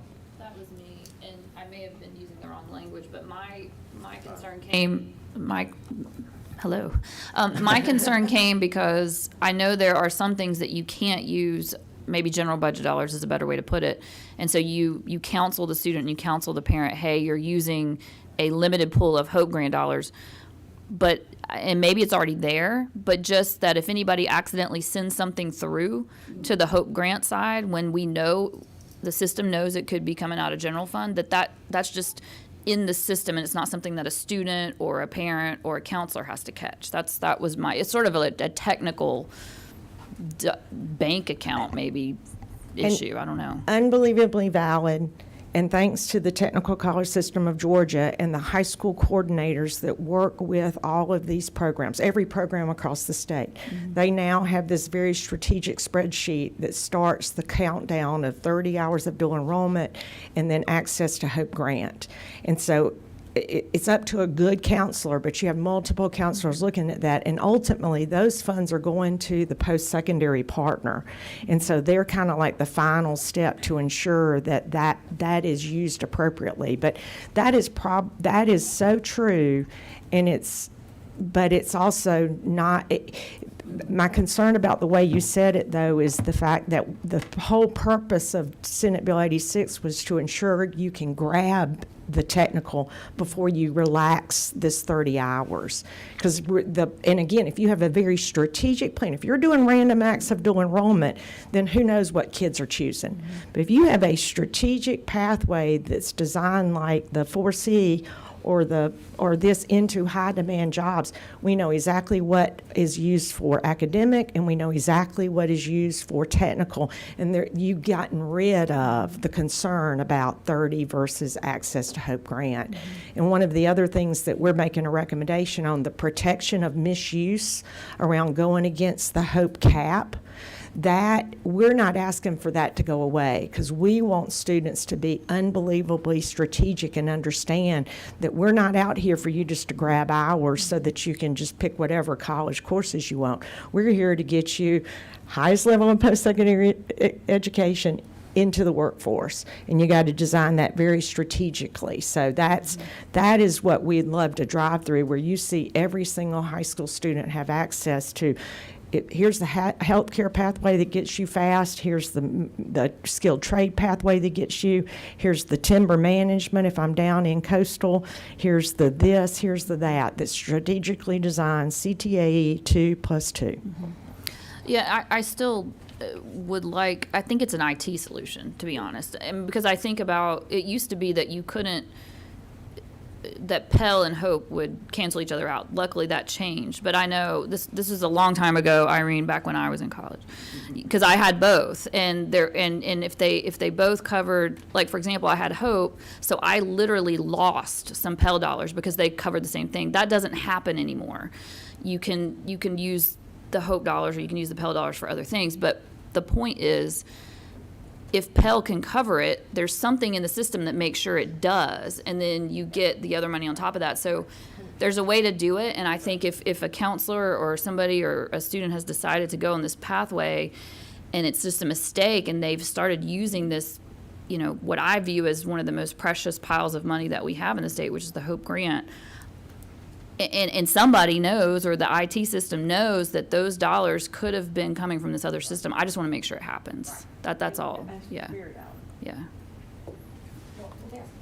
Sure, absolutely. So to me, and it's not something that we heard about until today, so I hope I'm not jumping us down a random path, but I am curious about the suggestion from DeKalb Early College saying, like, hey, we're not really going to be able to get above whatever it was going to be, like 65% of kids getting their AA because they can't access the Hope dollars soon enough. And I don't know, which is kind of the problem we were addressing in 86, right? So I don't know enough about that, but I mean, what is and would like to learn more, but about why that gap then opened up, especially if you are taking things in a streamlined fashion so that it is pushing you toward, we want to get you this associate's degree before you graduate. You're not just doing it for random acts of dual enrollment. What are the downsides of that type of looking at that type of arrangement as we're looking at allowing it for the career side? Do we know?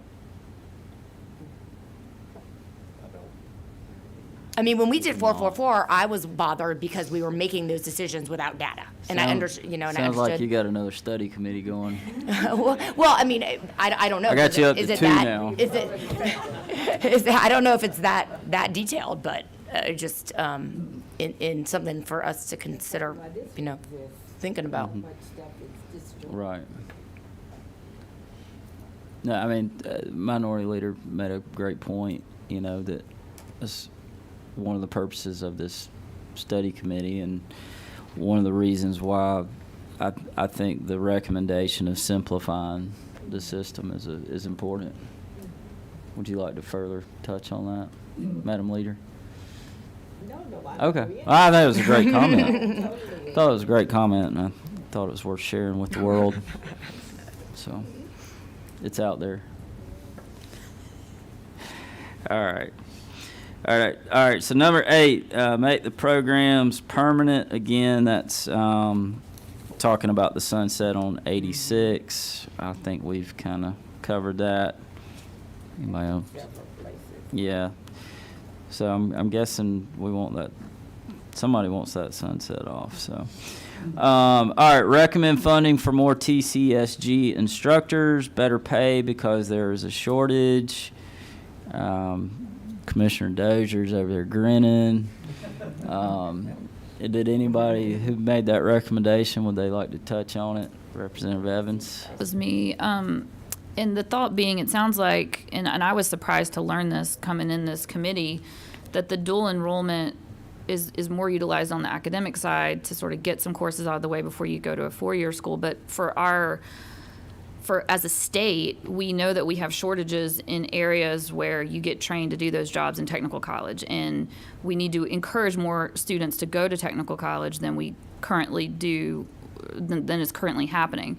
But the problem is, once we do that, they're going to get there and there's not going to be enough instructors. And the only way to make sure that that the technical college system, I think, is ready for hopefully the demand that we should start pushing to them is better pay. Because if you're an instructor in a high, I mean, this is sort of the chicken and the egg, because we want them to teach kids because it is a high demand area, but because it's a high demand area, that instructor can go get a much higher salary out in the marketplace. And so we've got to account for that if we're going to try to flood the market with more workers.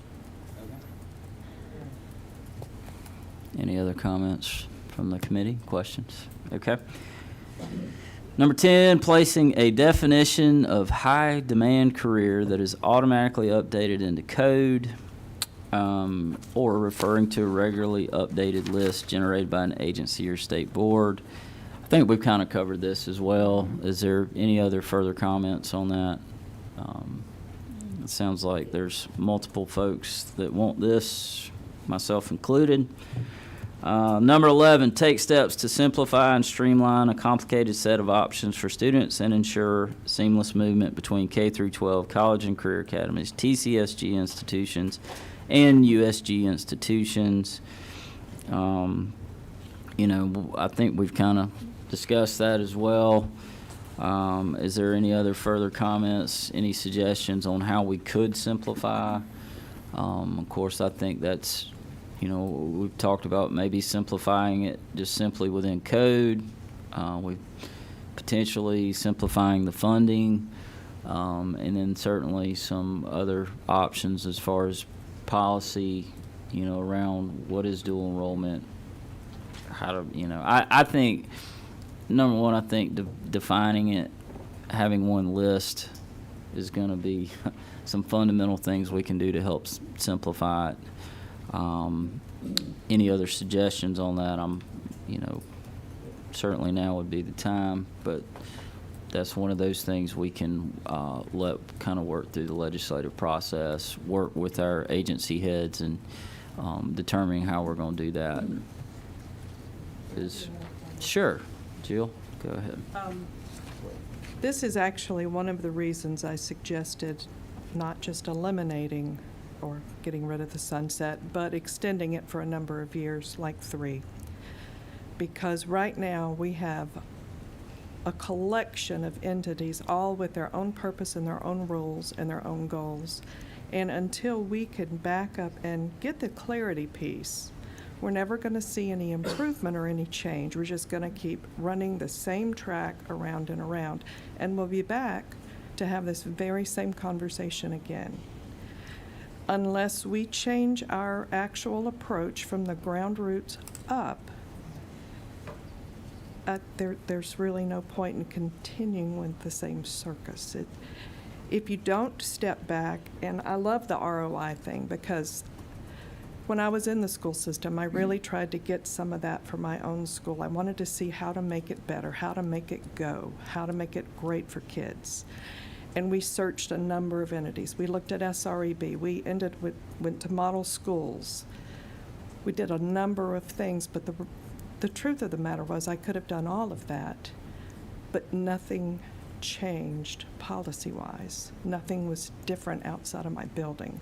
So unless you guys are ready to really have the conversation, push the funding down the road for a piece, and then decide about your study committees that apparently happen.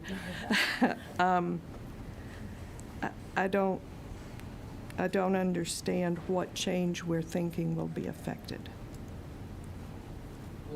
Maybe Nathan, is there some policy things you're seeing in other states where dual enrollment's simpler process than the way we've gone about it?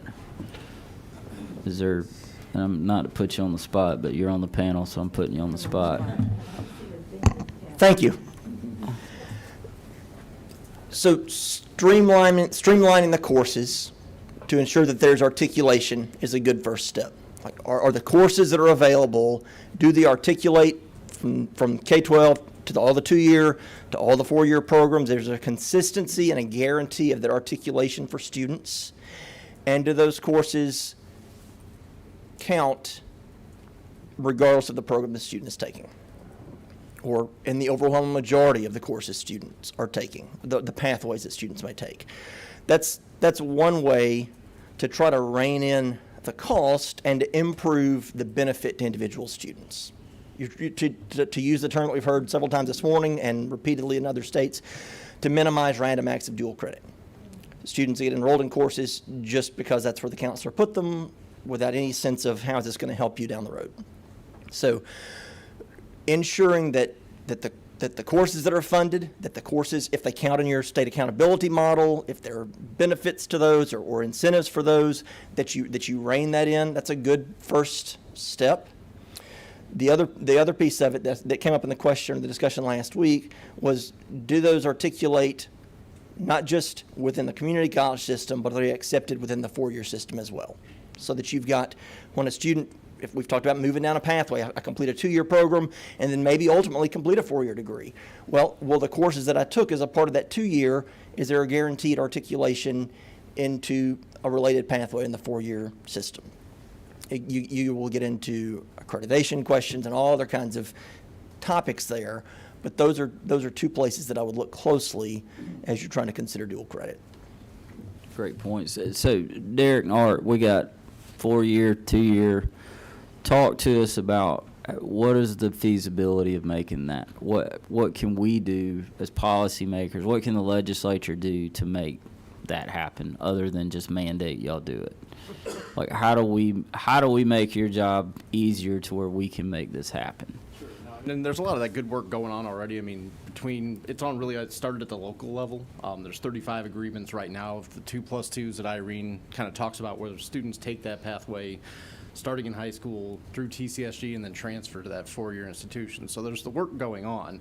I think it's really, from our end, kind of helping kind of create those conversations on either bigger statewide level, or also, like I said, in really helping us target where these key areas need to be of focusing on certain pathways. If y'all look at, and as you talk about identifying, here's what's in demand, helping, like I said, align those so that we can have those conversations of, listen, we're all going to be on the same page moving forward, so we create more of those 2+2 options for students that may come to us and then decide, you know what, midway through I'm going to continue on. How can we help kind of move that along? Let's figure out what some of those key areas might be. So I would just echo what Derek was saying, and my understanding is that there is a conversation happening between the chancellor of the university system and the commissioner of TCSG. I guess I have to look behind me, but you've been summoned to confirm that. And also to Derek's point that in preparation for our last meeting, it was clear that there are excellent articulations in place that are models, and it may be a matter of looking at them all. Some data that was tossed out to me after our last meeting was the number of students that transfer between TCSG and USG, and the opportunity therefore to dig a little deeper and look at that process. How well is it working for students? What does that articulation look like? But especially to look at the ones where we know it's working well, where there's strong relationships between CTAE, TCSG, College and Career Academy, and the USG institution. There's great examples of that. Right. Commissioner Dozier.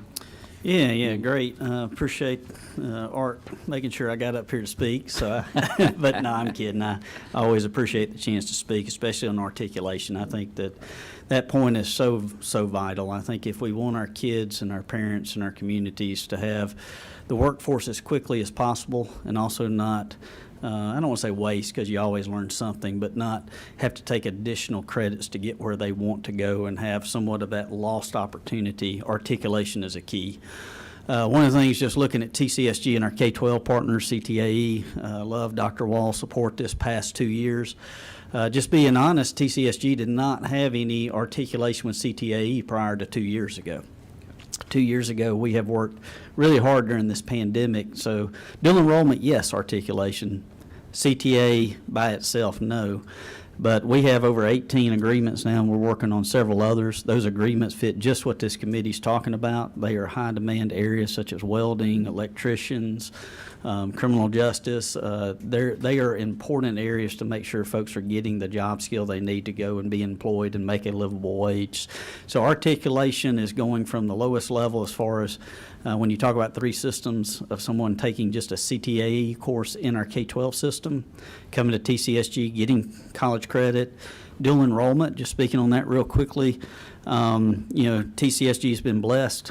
This past year, we had 35,000 of the dual enrollment students. When you look at that, one of the goals that we have is that we have a retention rate of students coming to us and staying with us. We're not where we want to be, so don't mishear me. But right now, we have a penetration rate into our high schools of about 7% of those students that aren't dual enrolled students. Dual enrolled students, those that stay with us beyond dual enrollment is 15%, so we double that up. But this is the kicker. We do have good pathways into USG because over 40-something% are going on to USG. At the statewide level, when you look at articulation between TCSG and USG, we have 28 courses that are from a statewide level accepted across both systems. As Derek said, we have a vast number of agreements at the local level. I have asked and spoke to the chancellor about statewide 2+2s. What that means is what you're talking about. Somebody takes 2 years with us, they don't lose any credit, go into university system and pick up and do 2 years and have their 4-year degree. I would love to see us take some of these 35 that are at the local level, push up some that make sense for the whole systems. I don't want to speak for the chancellor. I don't know where he is on that. We've just spoken about it. But I'd love to see some of those push up to the system level. That may mean some of the USG colleges don't participate. But if we could have a system-wide that hits most of them, that would help that fluidity of our students making it through the pathways. So I think it's a great idea, something we should look at. Absolutely. What are the, where are the stumbling blocks or limiting factors where we only have the, certain number of 2+2 arrangements? Yeah, I think it's just. Why is it so complicated? And I don't really Yeah. like the comment like X and Y university may not participate. I mean, to me, that's not acceptable. I think like if there's a certain course, that might be okay.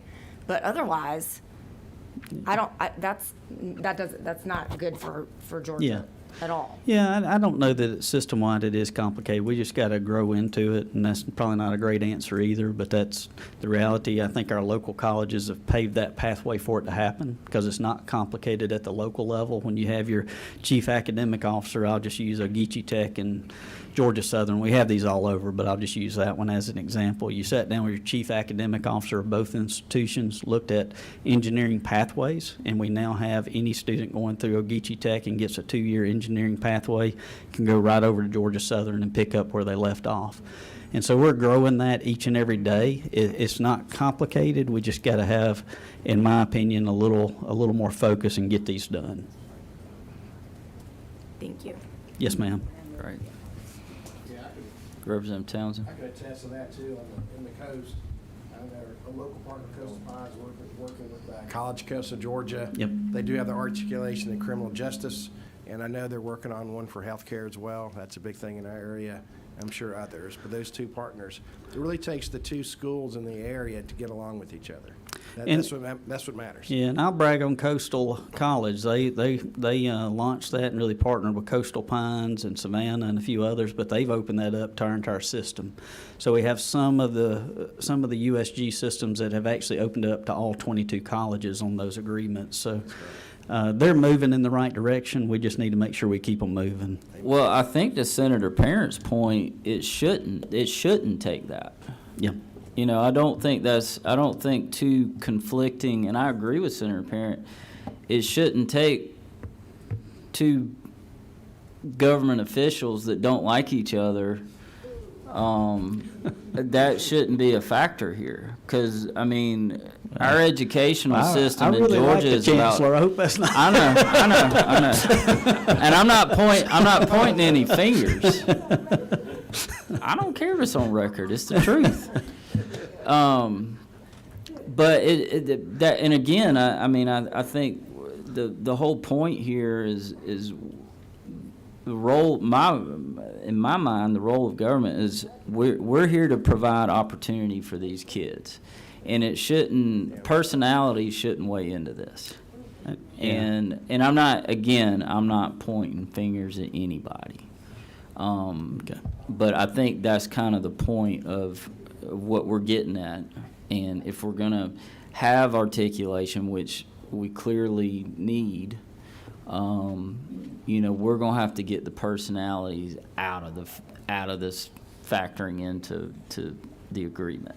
That shouldn't matter. Yes, sir. And so. And if I Thank could you. state, Just my Commissioner didn't say thoughts. that, that was me, so I apologize. Yeah. But that's just what I saw. And again, I don't think we're pointing fingers, and and that's not what we're here to do. We're here to study an issue, and make some recommendations on how to make it better and how to make it sustainable. And so, Absolutely. We appreciate you being here and helping us guide us through this. Thank you, Mr. Chairman. Okay. All right. Let's see. Next on the list. Now, look, I said 30 minutes, and then we were going to get into public comment. Nobody actually signed up for public comment. Was there anybody? I'll take a quick break. Is there anybody out there that would like to say something? Dan, come on. Yes, sir. Former senator. Really appreciate the work y'all are doing. We think it's very important. I'm Dan Weber. I'm the executive director of the Charter System Foundation. Just a little bit about us. We're a nonprofit that supports the 48 school systems in Georgia that are charter systems. We have a team of 3 retired superintendents that do flexibility and governance training for our districts. We also now have a 3-member team that we call our career development team. Irene is part of that. We have Eric Waters from North Georgia, Floyd County, who retired from the College and Career Academy. And in South Georgia, we have Sean Utley, who has experience in K-12 and now works part-time with Wiregrass Technical College.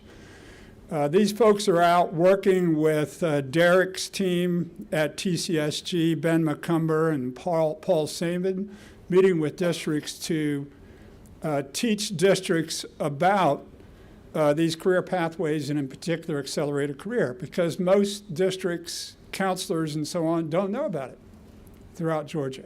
You have to pose the question, how do they find out about it? And we're working to spread the word.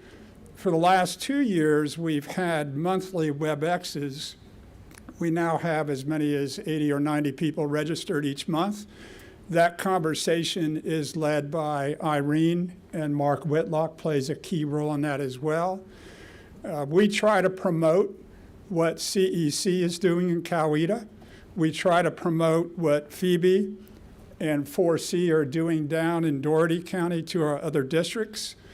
So we have some model districts now in North Georgia and South Georgia that are moving forward down this pathway, and they need your help to remove some of these obstacles. I try to put myself in the shoes of a high school counselor, counseling a student. One of the odd things is you can look at the list of approved TCC pathways for accelerated career. I think it now numbers 18, and you can get an accelerated career diploma on that. But the counselor can then show you a list called the Hope Career Grant List, which has a much more extensive list of certificates for which you can get the kicker, the additional money. Now, under Georgia law as it currently stands, that more extensive list is considered to be high demand. Maybe there are things on there that need to be removed, but we're promoting the idea that the districts that are moving forward need that list to be approved sooner, expanded and improved sooner rather than later. We have districts with students who want to pursue these pathways, and the sooner you can do it. For example, Fulton County, which is a charter system, you may or may not know that in College Park, they have taken the old McLaren High School. Last year and this year, I don't know how much you're spending, it might be tens of millions, to completely rebuild that school. Their goal is to open August 5th of next year with 400 accelerated career students, which they will come from other 5 high schools in South Fulton. That's a tall task for those counselors. They need the tools in place now to make that happen. They need the opportunities, the expanded opportunities that they can present to their students. Because right now, those counselors should be working with those students who want to make that choice going forward. Another thing I wanted to say is when we talk about what other states are doing, there are good models in Georgia now with some of our districts who have developed extensive, very impressive best practices. CEC comes to mind, 4C comes to mind, but go to Catoosa County, go to Evans County. Evans County starts in elementary school. Each year, one career field is explored by those students. In 6th grade, they take a full year course. In 7th grade, they take a full year course. In 9th grade, they're required to take a full year course, all looking at career options. So we have excellent models like that here in Georgia. One other more specific thought I'd like to share with you. If I'm a counselor and I need to counsel between academic dual enrollment and technical dual enrollment, I have to tell you that if you use academic dual enrollment funded by dual enrollment funds, that won't count towards your 127-hour cap, combined Hope Grant and Hope Scholarship that applies. But if you start taking Hope Grant dollars in high school, that does count against your cap. That's going to be a disincentive for that student to choose the technical pathway, and I think that needs to be corrected.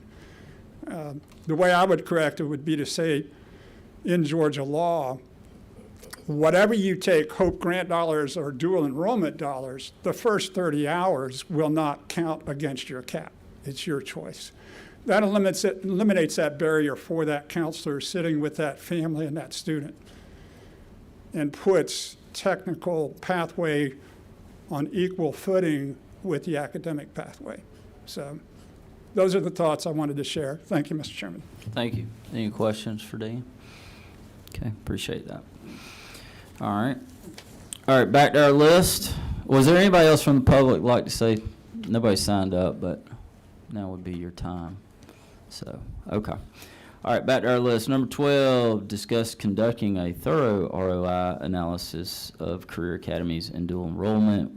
I think we've kind of covered that. Sure.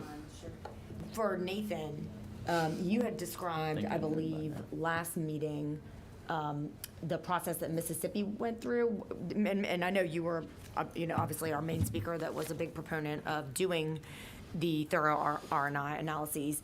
Can you remind me what Mississippi did and how they did it? Because I don't have any clarity in my mind on how we would take our first steps and what sort of agency would need to do it, or outside academic auditor or what have you.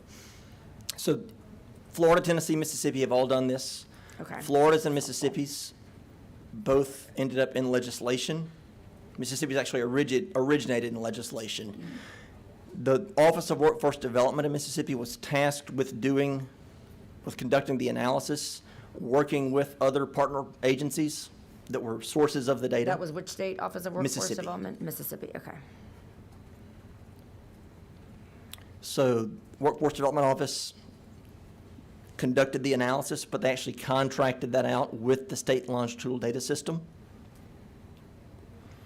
The Workforce Office, we were a small group, did not have the data capacity, did not have a data set, but we were able to, through an existing contract, work with our SLDS to look at the K-12 data, the program data, the enrollment data, same kind of information from the post-secondary side, our community college system, and then to look at outcomes from labor, wage data, government service program data, to see what the outcomes for those individuals looked like a year after completion.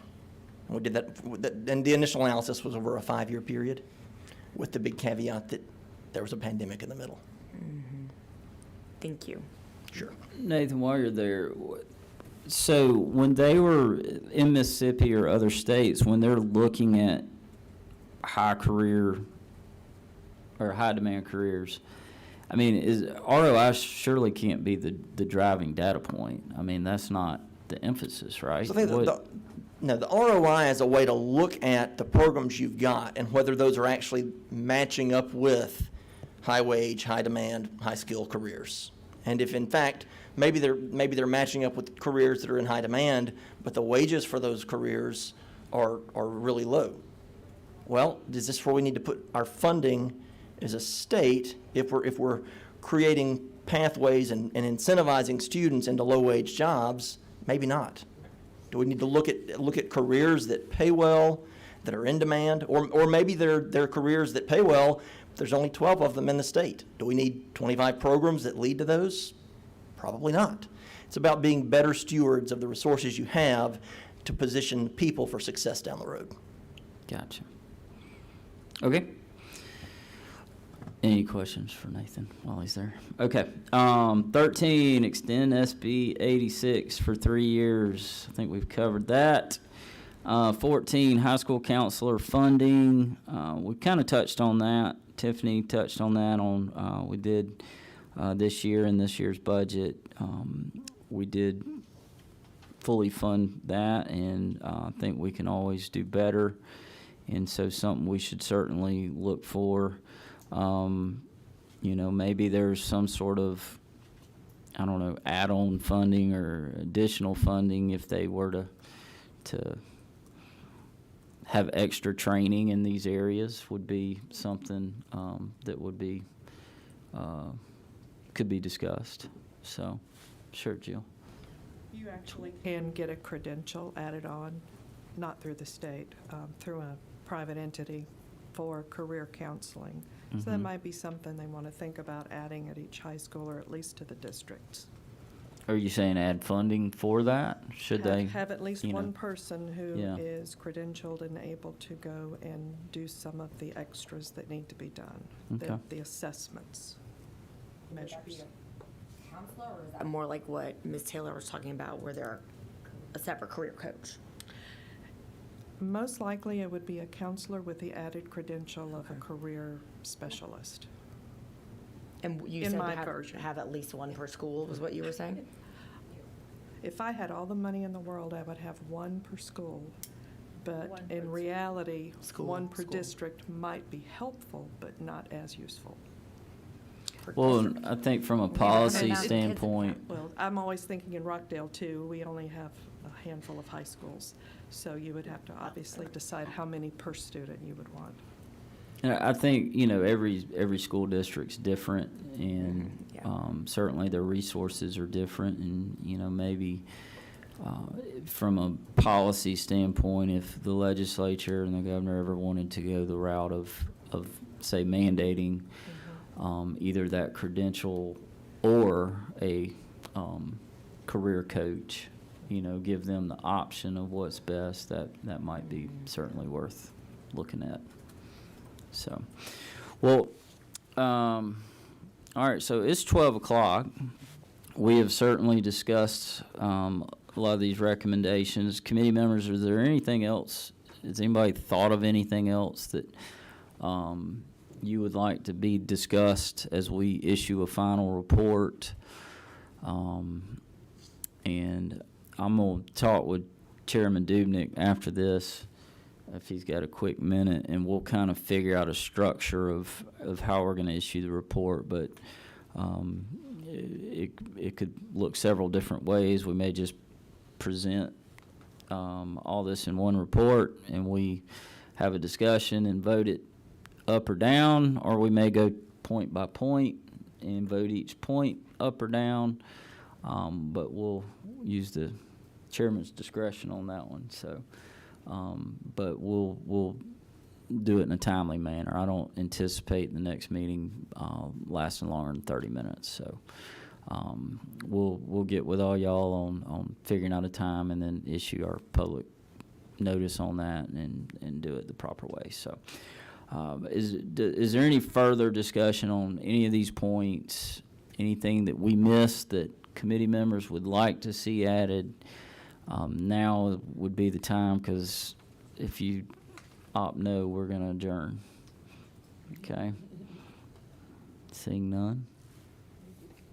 Well, again, this has been a great discussion. It's been beneficial for me. I hope it has for you. And I appreciate everyone's participation. I appreciate everyone's really engaging in this process. It's been a very educational for me, certainly. So, again, thank y'all. And with that, this meeting's adjourned.